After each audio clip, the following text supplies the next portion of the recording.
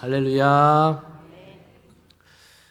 북카페에 잠깐 들렀는데 권사님들이 저를 향해서 눈을 깜빡깜빡 마주치고 초롱초롱한 모습으로 저에게 뭔가를 바라는 모습이었습니다. 네. 그리고 제가 강단에 설 때마다 항상 후속 뭔가 행사가 있었습니다. 지난 시간에는 바자회가 막 끝나가서 너무너무 피곤해가지고 그랬고요. 오늘은 후속으로 당회가 있고 또 여러 가지 프로그램이 있는 것 같습니다.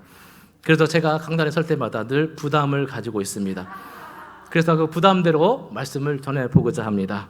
여러분의 믿음대로 될 줄 믿습니다.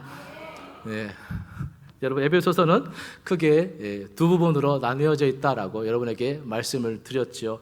자, 앞에서 보았던 1장부터 3장까지는 교회는 무엇인가에 대한 교리적인 내용을 설명해 드렸습니다. 그래서 몸된 교회에 대한 교리편이었는데요, 하나님이 우리를 자녀 삼아 주신 줄 믿으시기 바랍니다. 그래서 주의 몸된 교회가 되게 하여 주셔서 하나님의 충만하심으로 충만하게 하신 것, 이것이 바로 우리가 교회에서 하나됨을 지켜야 하는 것임을 함께 이론적으로 살펴보았죠. 자, 그리고 이제 4장부터 6장까지는 실천편이다라고 말씀을 드렸습니다. 그 첫 번째로 지난 시간 말씀을 통해서 주의 몸된 교회 지체로서 우리가 어떻게 해야 하는 것인가를 살펴보았습니다. 자, 그것은 바로 평안함이라는 줄로 성령이 하나 되게 하신 것을 힘써 지킬 것을 우리에게 말씀해 주셨죠. 그래서 겸손과 온유와 오래 참음으로 사랑 가운데 서로 용납하고 더불어 각 사람에게 주신 은사를 따라 섬김으로 주를 믿는 것과 아는 것에 하나 되어 장성한 믿음에 이르기까지 교회를 세워 나가야 한다라고 말씀을 드렸습니다. 자, 이제 오늘 본문 4장 17절부터 6장 20절까지의 말씀은 이제 교회 지체, 교회 공동체가 아니라 에베소 성도들을 개인에게 권면을 주고 있습니다. 자, 이러한 바울의 개인적인 권면의 핵심은 하나님을 따라 새롭게 지음받은 자로서 하나님을 본받는 자가 되라라는 교훈의 말씀을 전해주고 있습니다. 자, 그 내용을 요약해 보면 구원받은 성도는 빛 대신 하나님의 자녀가 되었으므로 어둠의 일들을 벗어버리고 빛의 자녀로서의 열매를 맺어야 하며 지혜롭게 행하여서 세월을 아끼고 성령 충만을 받으며 모든 관계에서 그리스도를 경외하는 믿음으로 피차 복종하는 자세로 살아가야 함을 사도 바울이 우리에게 개인적으로 권면을 해주고 있습니다. 그래서 오늘 본문은 먼저 하나님을 본받는 자로서 새 사람을 입은 하나님의 자녀로서의 삶을 권면하기에 앞서서 다시 한 번 더 우리의 신분의 변화에 대해서 설명함으로 시작이 되고 있습니다. 이미 우리는 앞에 있는 1장부터 3장의 내용을 통해 우리가 구원의 은총을 받아 어떻게 변화가 되었는지를 설명해 주었습니다. 그러나 다시 그 내용을 반복하고 있다는 것이죠. 그만큼은 중요하다는 것입니다. 자, 우리가 변화된 새 사람으로서의 삶을 살고자 한다면 우리가 본래 어떤 사람이었는지, 그리고 우리가 변화된 신분이 무엇인지를 알아야 한다는 것입니다. 따라서 오늘 본문을 통해 사도 바울은 이것에 대해서 다시 한번 말씀합니다. 이를 위해 사도 바울은 먼저 우리가 변화되기 이전 옛사람의 모습을 말해주고 있죠. 자, 17절 말씀 보실까요? 17절 말씀 같이 읽습니다. 시작. 그러므로 내가 이것을 말하며 주 안에서 증언하노니 이제부터 너희는 이방인이 그 마음에 험한 것으로 행한 같이 행하지 말라. 여러분, 성도는 그리스도를 머리로 하는 교회의 한 지체로서 이제 과거의 죄를 다 청산하고 새롭고 거룩한 삶을 살아가야 합니다. 그래서 사도 바울은 내가 이것을 주 안에서 증언한다라고 강하게 요청을 하고 있는 것입니다. 그 첫 번째로 그 마음에 허망한 것을 행하지 말라라고 말씀합니다. 여기서 허망하다는 것은 아무 목적도 없고 아무 결과도 없다는 것입니다. 예수를 믿기 이전의 삶은 바로 이러한 허망한 삶을 우리가 살고 있었다는 것입니다. 인생을 바쁘고 분주하게 살지만 허망한 바람을 쫓아가며 우리는 살아왔습니다. 그래서 인생 말년에 사람들은 인생을 외치는 것으로, 인생 무상을 외치는 것으로 끝을 내고 마는 것이죠. 그래서 18절 말씀 보시면요, 18절 같이 읽습니다. 시작. 그들의 총명이 어두워지고 그들 가운데 있는 무지함과 그들의 마음이 굳어짐으로 말미암아 하나님의 생명에서 떠나 있도다. 아멘. 자, 무엇이라고 했죠? 그들의 총명이 어두워지고 무지함과 마음이 굳어짐으로 말미암아 하나님의 생명에서 떠나 있도다. 자, 그래서 타락함으로 말미암아 총명이 어두워진 우리들을 위해서 하나님께서 친히 예수님을 우리에게 빛으로 보내주신 줄 믿으시기 바랍니다. 그럼에도 불구하고 빛이신 주님을 영접하지 않는 자들은 여전히 총명이 어두운 상태에 있음을 말해주고 있는 것이죠. 우리가 예수 믿기 이전에 바로 이러한 모습이었다는 것입니다. 그리고 19절 같이 한번 보실까요? 19절 시작. 그들이 감각 없는 자가 되어 자신을 방탕에 방임하여 모든 더러운 것을 욕심으로 행하되. 자, 감각 없는 자로서 자신을 방탕에 방임하여 모든 더러운 것을 욕심으로 행했다. 여기 감각 없는 자라는 말은 우리식으로 표현하면 굳은 살에 박혔다는 말입니다. 자, 말씀을 준비하면서 우리 청계산 기도원에 갔던 추억이 생각이 났습니다. 제가 예전에 기타를 참 치면서 찬양기도를 했을 때는 손가락에 굳은 살이 배겨서 아무리 기타를 쳐도 손가락이 아프지 않았습니다. 근데 저 잠깐 떠나가 있던 그 교회에서는 기타를 치지 않았어요. 그래서 굳은 살이 다 없어졌습니다. 그런데 청계산 기도원에 오랜만에 갔는데 우리 담임 목사님이 오셔가지고 열심으로 뜨겁게 기도하는데 제가 기타를 안 칠 수 없잖아요. 그래서 기타를 메고 왔습니다. 그런데 기타를 치는데 굳은 살이 없으니까 얼마나 손가락이 아픈지 눈물을 흘리면서 기타를 치는데 목사님은 열심으로 주여라고 기도하고 있는데 목사님에게 말씀을 못 드렸지만 제가 눈물을 흘리면서 손가락을 참고 연주를 했습니다.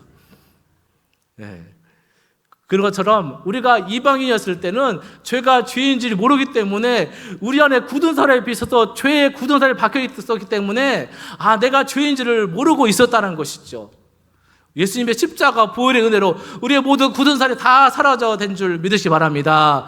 그래서 새 사람이 되었기 때문에 이제 굳은 살이 없어져서 우리가 죄를 지었을 때 성령님께서 너는 죄를 지었어 라고 깨닫게 해주시는 것이죠.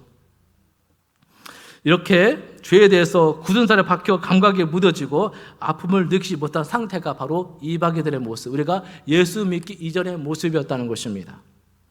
그래서 끝없는 방탕과 욕심에 이끌려 살아왔습니다. 하나님을 모르는 영적, 도덕적 모질을 잘 나타내주는 말씀인 것이죠. 이것이 하나님 믿기 이전에 우리의 인생의 모습이었습니다. 그런데 여기서 중요한 관점이 있습니다. 결코 예수 믿지 않는 사람들을 우리는 비판해서는 안 된다는 것입니다. 왜냐하면 불신자들은 이렇게 살 수밖에 없기 때문이죠. 사실 우리도 하나님의 긍휼과 예수님의 은혜가 아니면 같은 일을 행하고 있었을 것입니다. 그러므로 하나님이 우리를 긍휼히 여긴 같이 우리도 믿지 않는 자들을 향해 긍휼히 여기는 마음을 가져야 한다는 사실입니다. 그리고 또한 그들을 반면 교사로 삼아서 우리가 여전히 옛사람의 습관에 머물러 있지 않은지를 늘 살펴보아야 한다는 것입니다. 우리 안에 굳은 살이 bek히고 있는지를 살펴보아야 한다는 것입니다. 그래서 사도 바울은 이렇게 말하죠. 20절 말씀 보실까요? 20절 같이 읽습니다. 시작. 오직 너희는 그리스도를 그같이 배우지 아니하였느니라. 아멘. 자, 우리가 옛사람을 벗어버리고 새 사람을 잃기 위해서는 예수님을 믿어야 할 뿐만 아니라 그 예수님을 계속해서 지속적으로 배워 나가야 한다는 것입니다. 주의 모습을 본받고 또 그 말씀을 배워야 하는 것입니다. 이것은 매우 평범하지만 아주 중요한 진리의 말씀인 것입니다. 배우지 않고서는 잘할 수 없고 주의 뜻대로 살 수 없다는 사실입니다. 이것은 우리가 옛사람의 것들을 버리겠다라고 다짐한다고 해서 버려지는 것이 아닙니다. 우리는 열심히 지속적으로 주님의 말씀을 읽고 배워야 합니다. 주님의 말씀을 듣고 깨닫고 순종하는 일에 힘을 써야 합니다. 그러므로 이를 위해 우리 자신의 상태를 늘 점검하는 삶을 우리가 살아야 한다는 것이죠. 내가 얼마나 주의 말씀을 사모하는 것인가. 여러분, 배움에 있어서요, 사모함이 있어야 배우게 되는 것이죠. 우리가 얼마나 배움에 열정이 있는가. 만약 내가 그리스도인이라고 하면서도 배우지 않고 있다면 10충8구 우리는 이름만인 그리스도인이 되고 말 것입니다. 교회 안에서의 가장 큰 문제는 사람들이 배우기를 꺼려하고 자라가기를 멈추고 있다는 것입니다. 이런 사람들의 모습은 대체로 미지근한 신앙생활을 하고 있는 것이죠. 변화되지 않고 자라지 않고 자신만을 위한 신앙생활로 그치고 마는 것입니다. 자, 이러한 미지근한 신앙은 불신앙의 모습이며 부분적 순종은 불순종이라는 사실을 우리가 명심해야 할 것입니다. 그러므로 우리는 배워야 합니다. 진리의 말씀을 읽고 그 말씀대로 순종하는 삶을 살아야 합니다. 그래야만이 옛사람을 벗어버리고 새 사람을 입게 되는 것입니다. 또한 우리가 옛사람을 버리고 새 사람을 입기 위해서 23절 말씀같이 우리의 심령이 새롭게 되어야 합니다. 여러분, 복음서에 보면 예수님은 4가지 밭으로 우리의 마음밭을 비유하죠. 자, 4가지 밭이 어떤 밭입니까? 길가, 돌짝밭, 가시덤불, 좋은 땅. 자, 4가지 종류의 4종류의 사람들이 다 말씀을 듣고 가르침을 받습니다. 그리고 말씀을 배웁니다. 그 중에 열매를 맺는 밭은 어떤 밭입니까? 좋은 밭이죠. 오직 좋은 땅만이 열매를 맺습니다. 그러므로 열매를 보면 그 마음밭을 알게 되는 것입니다. 만약 나에게 새 사람으로서의 삶의 모습들이 나타나지 않는다면 우리는 우리의 마음밭을 다시 한번 점검해 보아야 한다는 것입니다. 우리의 심령이 새롭게 변해야 새 사람을 입을 수 있고 자랄 수 있습니다. 하나님 우리에게 원하시는 것은 겉모습이 아니라 바로 속모습입니다. 겉사람보다 속사람이 중요하다는 것이죠. 그리고 만약 속이 새롭게 변하지 않고 행동만 변하는 척한다면 그것은 위선적인 모습일 뿐입니다. 그러므로 우리는 우리 중심을 보신 하나님 앞에서 언제나 우리가 중심으로 마음을 다해서 하나님을 바라보고 의지하는가를 늘 살펴보아야 하는 것입니다. 자, 그런데 23절 말씀을 다시 한번 보시면요. 여러분 23절 말씀 보십시오. 다시 한번 읽어볼까요? 시작. 오직 너의 심령이 새롭게 되어야. 네. 자, 심령을 새롭게 하라가 아니라 심령이 새롭게 되어라고 되어 있습니다. 이 되어라는 말이 바로 수동태적 용법인 것이죠. 내 스스로 할 수 있는 것이 아니다는 것입니다. 어떻게 우리 스스로가 내 마음을 새롭게 할 수 있겠습니까? 죄인된 우리는 우리 스스로 새롭게 될 수가 없습니다. 그래서 다른 분이 우리의 마음을 새롭게 해 주셔야 합니다. 그래서 다윗은 시편 51편 10절에서 이렇게 고백을 하였습니다. 같이 한번 읽어볼까요? 시작. 하나님이여 내 속에 정한 마음을 창조하시고 내 안에 정직한 영을 새롭게 하소서. 아멘. 이렇게 간구했습니다. 다윗은 바세바와의 간음 사건을 통해서 자신이 얼마나 추악한 죄인인지를 깨닫게 되었습니다. 지금까지 자신이 믿음으로 살아온 것도 다 하나님의 은혜임을 깨닫게 되었습니다. 그래서 내 안에 정직한 영을 새롭게 해달라고 간구하고 있는 것입니다. 그리고 나서 간구하기를, 자, 시편 51편 11절 말씀이요. 시작. 나를 주 앞에서 쫓아내지 마시며 주의 성령을 내게서 거두지 마소서. 아멘. 여러분, 심령이 새롭게 되는 것은 오직 하나님의 은혜로, 오직 성령의 능력으로만 가능한 줄 믿으시기 바랍니다. 그래서 다윗은 성령을 거두지 않기를 간구했던 것입니다. 오늘 우리도 심령이 새로워지는 것은 주의 성령으로 임하여 우리가 죽을 죄인임을 알게 되는 것에서부터 시작이 되는 것입니다. 그래서 하나님께서 원하시는 제사는 상한 심령임을 깨닫게 되는 것이죠. 이것이 바로 성령으로 심령이 새롭게 된 사람들의 모습이라는 것입니다.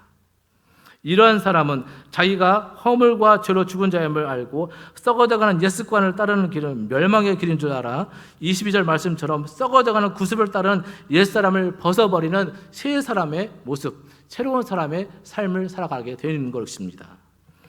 그래서 그 길에서 돌이켜 의와 진리와 거룩함을 지으신 새 사람을 입기를 선호하게 되는 것입니다.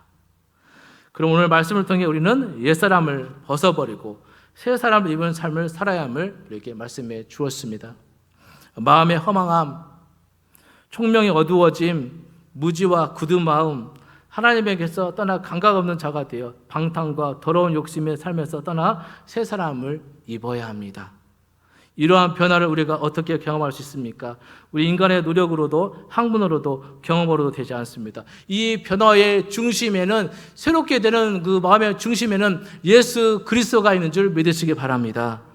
그러므로 예수님을 듣고 배우는 일에 우리는 힘을 기울여야 합니다. 주님의 말씀을 사모하고 그 말씀에 귀를 기울이고 주님의 말씀을 따라 살아가야 하는 것입니다. 또한 성령으로 심령이 새롭게 되어야 합니다. 우리는 늘 성령의 조명하신 가운데 우리가 본래 얼마나 악한 죄인인지, 그리고 이러한 우리에게 베푸신 하나님의 은혜가 얼마나 큰 것인지를 늘 삶 속에 잊지 말아야 할 것입니다.